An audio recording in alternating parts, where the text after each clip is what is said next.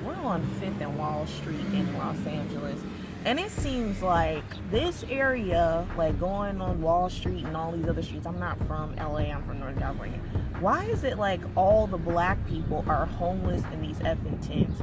But like if you go to where Pico is and Santee Alley and all that, people from Mexico, like I've asked some of them, they're not even legal. And they're getting all this business and they're not even legal citizens. Look at the black people just on the streets in these tents. I want to show you guys this real fast.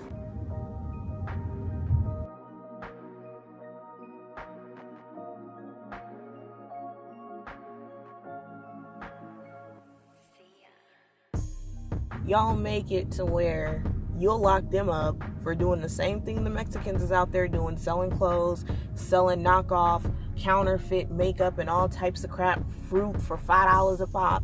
But black people out here and y'all, oh, well, these little girls are selling water. I need them to have a permit. It's this. It's just all black people out here. Sorry for the wind. But just look. Just black sitting in the park, homeless. They got tents every freaking where. And all this is black people in these tents.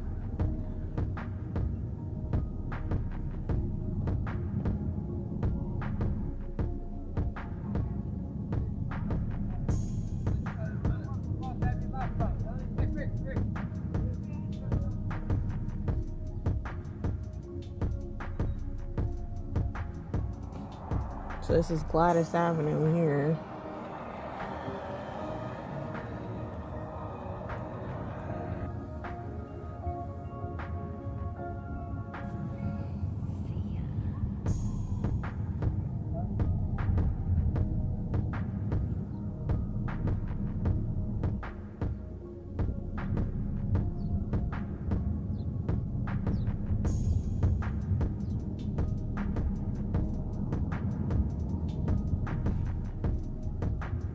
And this does look like Skid Row, but even Skid Row, like, or this is Skid Row?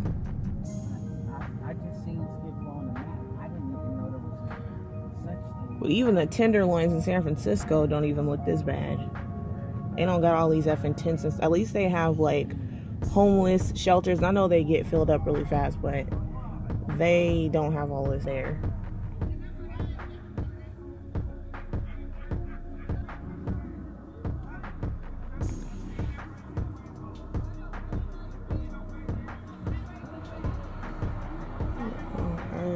A lot of them are mentally ill, and it's like you guys don't have no facilities or institutions that you could have them committed to.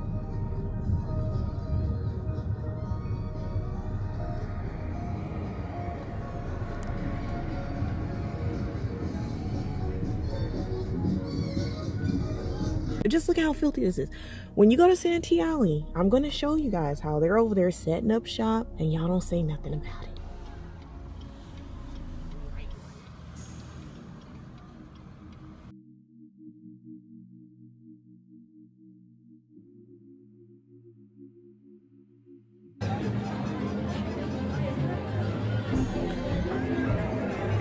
Hi, how much are the Juvia's Place pallets? Oh, yeah, that's the guy. How much are the Juvia's Place pallet? Which one is it? This one, I guess. The newbie. No, it's not. Okay, muchas gracias. Okay, thank you.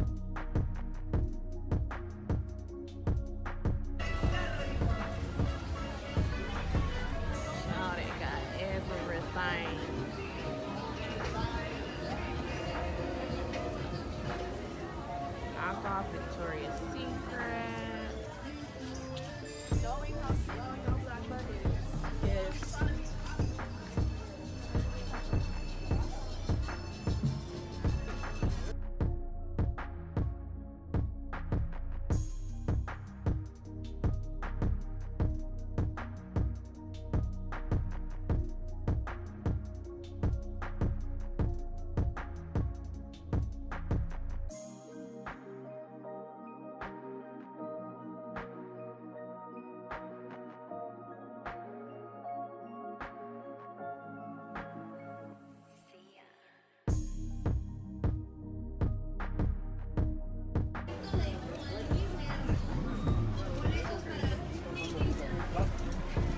really need it.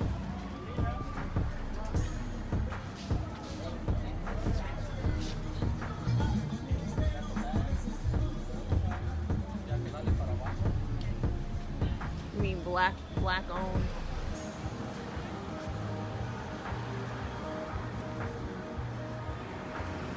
If I fall off this sidewalk, it's over.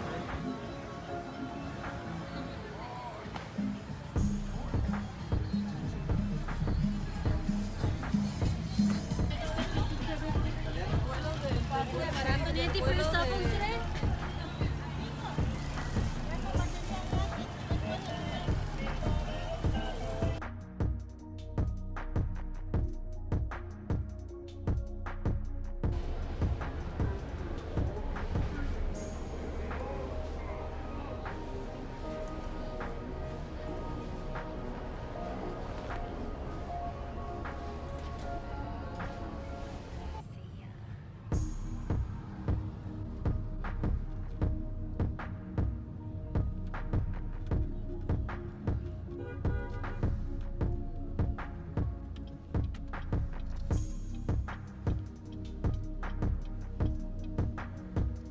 If you guys are actually going to come to the Santee alley, make sure you go to Urban Rarity. They're black owned. I don't know if you guys heard that part. They're black owned. And they have some outfits and stuff here that you can actually get custom made. Don't come here asking for no discounts. I especially like the crop tops and skirt combos that they got. Look at that. How could you not like that? You see these pants? Okay.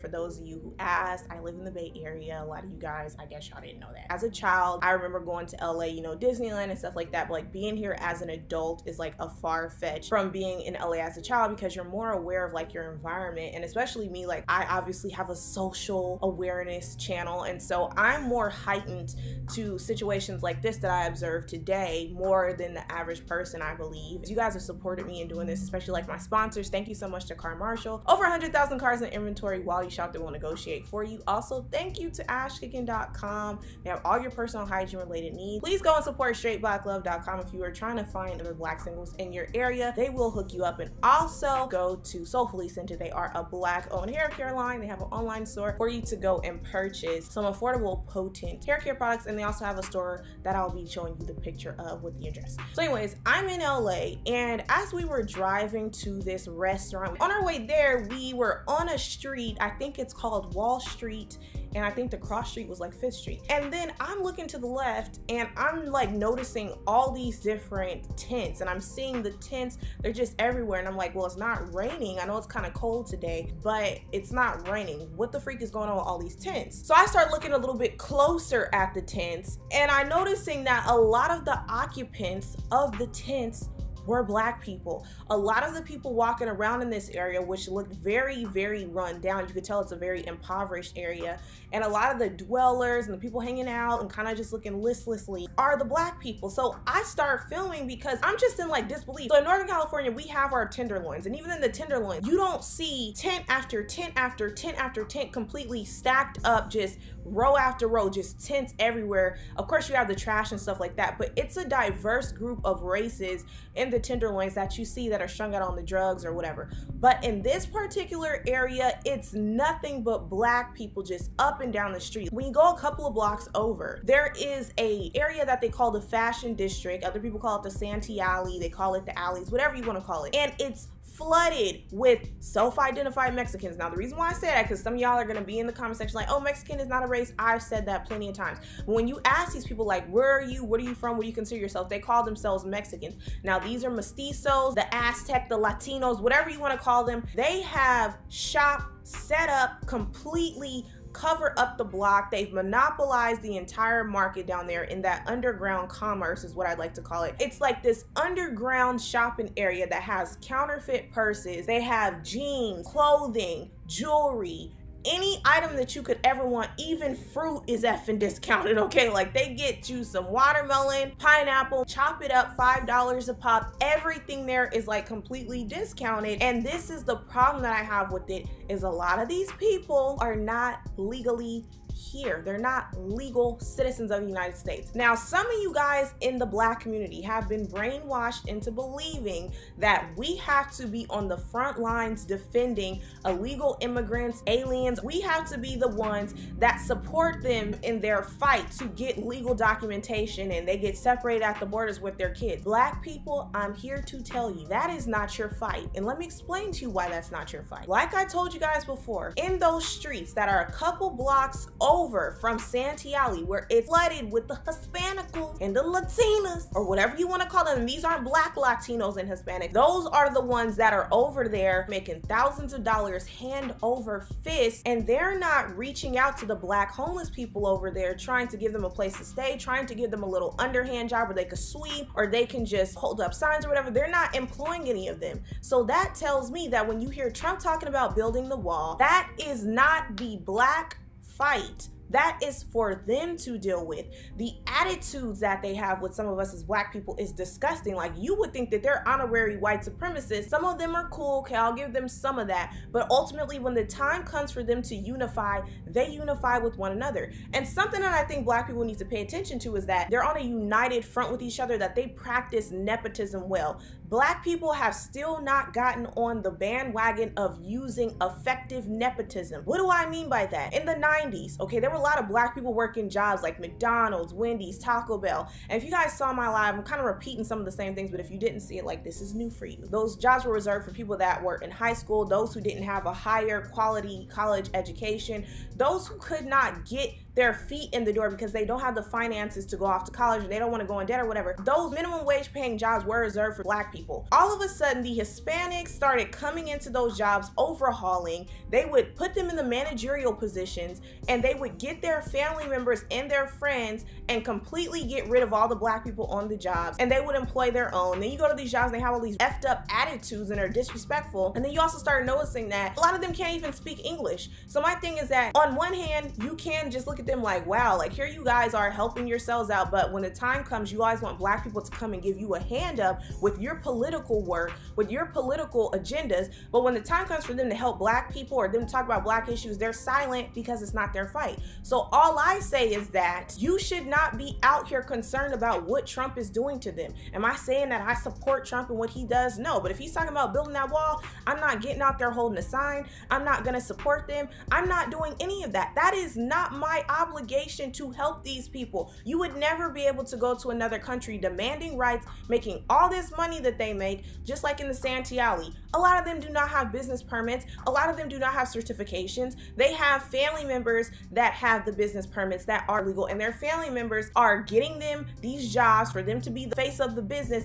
They're selling jeans, all this counterfeit makeup, all of these freaking items, and they're making thousands. The worst part is that when I go out there to see the Black-owned makeup lines, such as Juvia's Place, being out there at the freaking alley, and Juvia's Place on her site, some of the palettes go for like $20. It could be less, it could be more. I'll show you guys a picture. If they're selling Louis Vuitton, MAC, or whatever, they can go out there, and Louis Vuitton needs to go and fight for that. But specifically for Juvia's Place, I went to a counter that was selling Juvia's Place, and I just asked, I was like, hey, how much is this? And he was like, it's $5. I was so effing irritated. I'm sure she spent so much money, energy, effort. She needed support, and she had to believe in herself. And the moment that she started to accrue enough money and she built this big brand that people love worldwide, and to know that these people are out here selling replicas of it, or actually getting those pellets at wholesale and selling them for $5 when you sell them for 20 plus, that to me is just disrespectful. And again, this just speaks volumes about how they are for self. Black people need to do the same thing and be for self. We are never thinking about one another's initiatives that need to be started. There is no Black and Brown coalition. Brown uses you when it's convenient for them, and they don't come back and invest in your own community. It's not their obligation to, but you somehow still feel as though you are obligated to help them when they don't need your help. Ask the guy out there, like, hey, how did you get a business out here? Whatever. He was selling the little purses. He was like, you know, I started selling batteries at just $1 a pack. I ended up making $5,000 off selling those batteries. Then I started getting the counterfeit purses because I have a plug that ships them to me, and I have all different type of replica brands. I got Louis Vuitton, I got MCM, I got Supreme, I got all this stuff. And I'm like, wow. But then you go over and you see how many black people are homeless, how many black people are not able to just go and sell water bottles for $1 without the police rolling up on them. Or you see them selling t-shirts or whatever, cigarettes, whatever they're trying to sell. You can guarantee there's gonna be a nosy, racist person that's gonna call the police on them, begging them to show some sort of permit that they have to sell these products. But when you're on Santee, you see police driving by, you don't see ICE being called. They are complicit with this. They probably boost up the local economy, which is why they allow this. But with black people, we could very much so be helping the economy. And because they don't want blacks to get ahead and they don't want us to be progressive, they're going to stop it at all attempts, which is why it's hard to be mad at these black people and say, oh, well, they're just not trying hard enough. Every single time we have tried to create our own economies, look at what happened with Black Wall Street. They burned it down, they shut it down, they bombed it, unless those people were willing to conform to white societal standards. And because they're not, they have to do whatever it takes to ensure that they decimate any of our attempts. And then you also have to look at who else is helping these illegal immigrants to be able to get trades and come over here and make all this money. I mean, look at Blck H0Mlessness. She brought her manicurist, and the manicurist showed wives of Vietnamese soldiers how to be able to do nails, how to be able to do pedicures. And these women were able to get enough money together, and they just completely undercut the beauty industry, and they started monopolizing the industry. To this day, it's like you rarely see black-owned nail care stores and black-owned beauty supply stores. So this isn't just a Hispanic-only issue. This really is just about the mindset that goes along with the government, how they're complicit with helping other races, which they label as minorities. They're always telling us, yeah, black people, call yourself minorities. When the time comes and they have that totem pole in which they identify as minorities, we're always on the bottom. And that's why you see on this Wall Street and Gladys Street and whatever other streets they are, the black homeless population is freaking rampant, and nobody is out there trying to solve it. They could create more institutions where they're not trying to just always give them these pills, where they're really trying to rehabilitate them,